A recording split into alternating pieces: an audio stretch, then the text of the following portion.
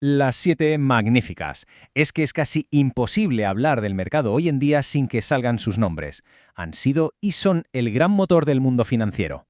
Pero bueno, ¿y si fuera posible invertir en las 7 a la vez con un solo clic? Y más importante todavía, hacerlo justo ahora podría ser una jugada maestra, o por el contrario, un error de esos que salen muy, pero que muy caros. Pues de eso va el análisis de hoy. Vamos a meternos de lleno en el ETF Max, a ver cómo funciona exactamente y sobre todo a responder a la gran pregunta. ¿Tiene sentido plantearse una inversión así ahora mismo o quizá ya es un poco tarde para subirse a este tren?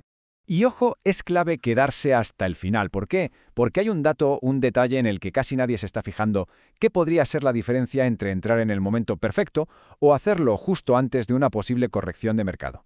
Vale, para entender por qué existe una solución como esta, primero hay que entender el problema, el dilema al que se enfrenta cualquiera que quiera invertir en estas empresas, el lío que supone comprar 7 acciones gigantes por separado.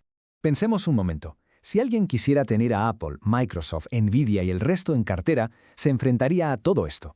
Primero, 7 operaciones de compra diferentes, cada una con sus comisiones, sus spreads, esa pequeña diferencia entre el precio de compra y el de venta. Luego, una gestión de cartera que se empieza a complicar.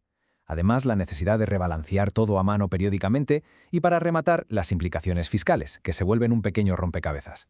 Vamos, que casi es un trabajo a tiempo completo. Y es justo aquí donde entra en juego una solución pensada para simplificarlo todo. El ETF Max, que se presenta como una apuesta, pero muy concentrada. ¿Y qué es exactamente? Pues, dicho de forma sencilla, Max es el primer fondo cotizado, un ETF, que invierte única y exclusivamente en las 7 compañías magníficas. Ni una más, ni una menos. Si le echamos un ojo a sus datos clave, vemos esto. Tiene una comisión de gestión o ratio de gastos del 0,29%, que la verdad para un fondo tan específico es bastante competitivo. Ya gestiona casi 3.600 millones de dólares, lo que nos dice que hay un interés real en el mercado.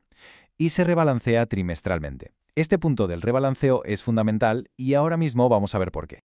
Aquí está su gran diferencia, la estrategia de ponderación equitativa. A ver, no es como un índice normal, como el S&P 500, donde el peso de una empresa depende de lo gigante que sea. No, aquí cada una de las 7 tiene prácticamente el mismo peso, en torno al 14%. ¿Qué significa esto? Pues que un subidón de Tesla o de Meta tiene el mismo impacto potencial en el fondo que uno de Apple o Microsoft. Esto cambia las reglas del juego por completo y evita que una sola compañía domine todo el rendimiento. Entonces, alguien podría pensar, bueno, ¿y por qué no comprar un ETF del Nasdaq y listo? Pues la diferencia es sencillamente abismal. El Nasdaq 100 invierte en 100 empresas, lo que diluye muchísimo la concentración en las líderes. Max, en cambio, solo tiene 7. Es como pasar de usar una escopeta de perdigones a usar un rifle de francotirador. Es una apuesta quirúrgica, un láser enfocado directamente en los líderes. Esta frase lo resume a la perfección. Max no es un ETF para comprar el mercado. Es una tesis de inversión, y la tesis es muy clara, que la innovación y el crecimiento van a seguir estando en manos de estas gigantes tecnológicas. Básicamente se está comprando una idea, una convicción, no son un puñado de acciones.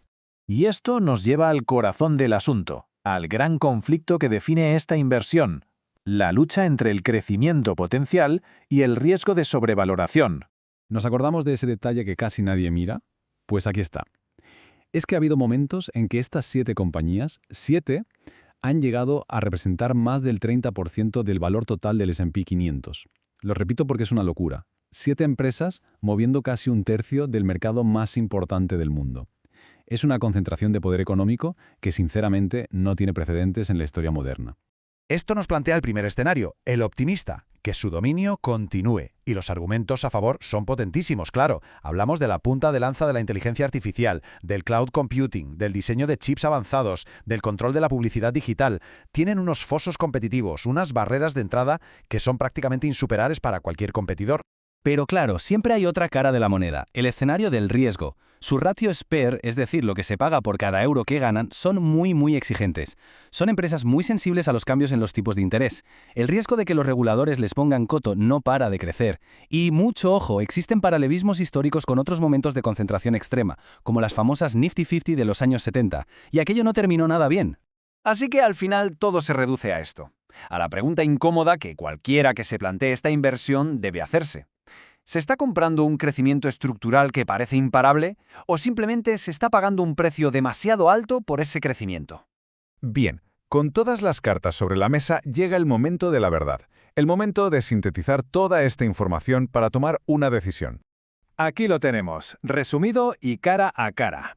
En la columna de los pros, la sencillez de tenerlo todo en un solo ticker, el rebalanceo automático que te quita trabajo y esa exposición directa y sin filtros a los líderes. Son ventajas clarísimas. Pero en la columna de los contras, pues lo que hemos visto. Una concentración extrema que es un riesgo en sí misma, una volatilidad que puede ser mucho mayor y una alta correlación, que significa que si una cae, es muy probable que arrastre a las demás. La diversificación aquí brilla por su ausencia. Y esto nos lleva a la conclusión clave de todo el análisis. El debate de fondo no es si las 7 magníficas son buenas o malas empresas, porque es evidente que son compañías espectaculares. La verdadera cuestión es si el precio que se paga por ellas hoy deja un margen de seguridad razonable para un inversor.